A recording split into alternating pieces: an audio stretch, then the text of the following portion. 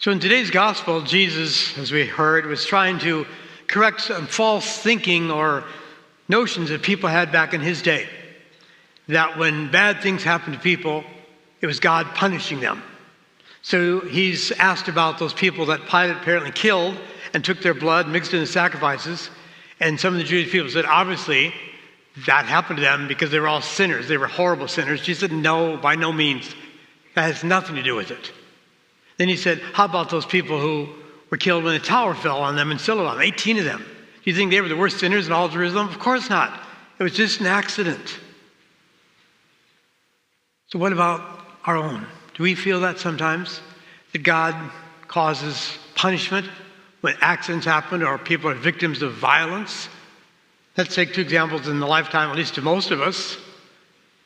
September 11th, 2001, Al-Qaeda kidnapped 4 planes.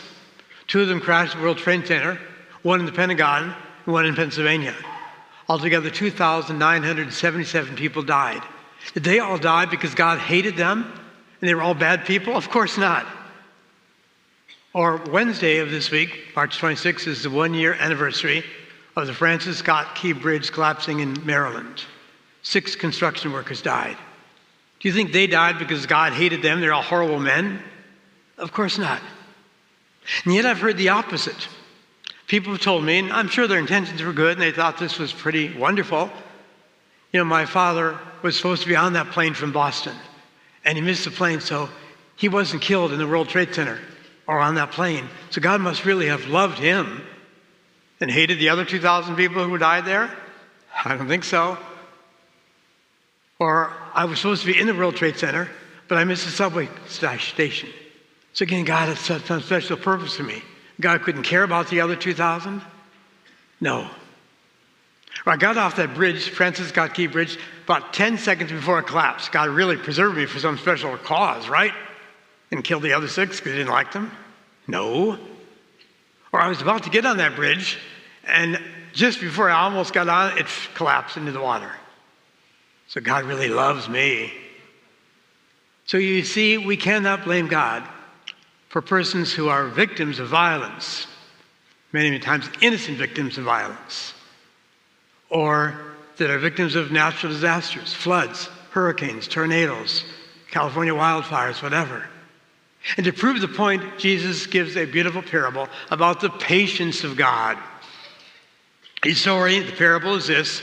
A man owned an orchard. He had a fig tree in the orchard. He waited 3 years for that fig tree to produce some figs. And I Googled how long does it normally take a fig tree to produce figs? 3 to 4 years. So at the end of 3 years, he said, that's it, cut it down. And the gardener said, no, let's give it 1 more year. And I'm wondering if Jesus had said parable part 2, and at the end of that year, if it didn't produce figs, but he said, let's give it 1 more year. I think so. Because Jesus was trying to illustrate the patience of God, always giving us 1 more day, 1 more week, 1 more month, 1 more year to kind of get it right. Speaking of plants and patience, one time I had an avocado seed, and if you take that avocado seed and put toothpicks in it, and then put it in water, eventually it has roots. So eventually my avocado seed had roots. Then I Googled, how long will it take it to produce avocados? 15 years. The next stop for the avocado seed was the dumpster. I don't have that much patience. Let God wait 15 years. Enough of gardening. What's the point behind the parable? God is patient with us. God does not zap people dead like a 9/11 or on the bridge and so on. God is patient with us. God wants us to get it right. That's what Lent is all about. Lent is a season for getting it right year after year. This morning I heard confessions, and I gave almost every single person the same confession, connected somehow to what they talked about. I said, you're going to hear in the gospel on Sunday about this fruit tree that didn't produce fruit, and the gardener said, give it another year. So I challenge you, as I said, each person going to confession today, I challenge you today, Saturday, March 22nd, or all of next week, to produce some good fruit.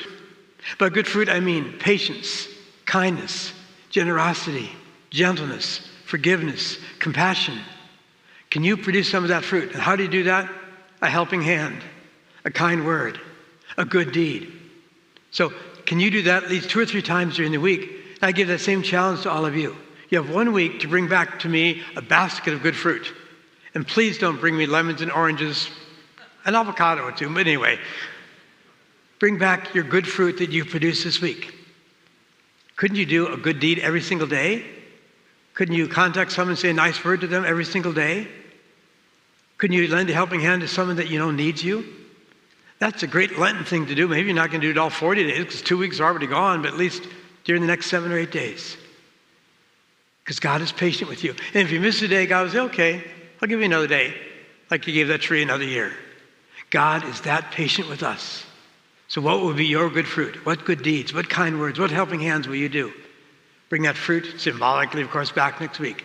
That this has been a good week of Lent. And if it wasn't as good as you thought it could be, so what? God still loves you. God is patient. God is always with us, no matter what.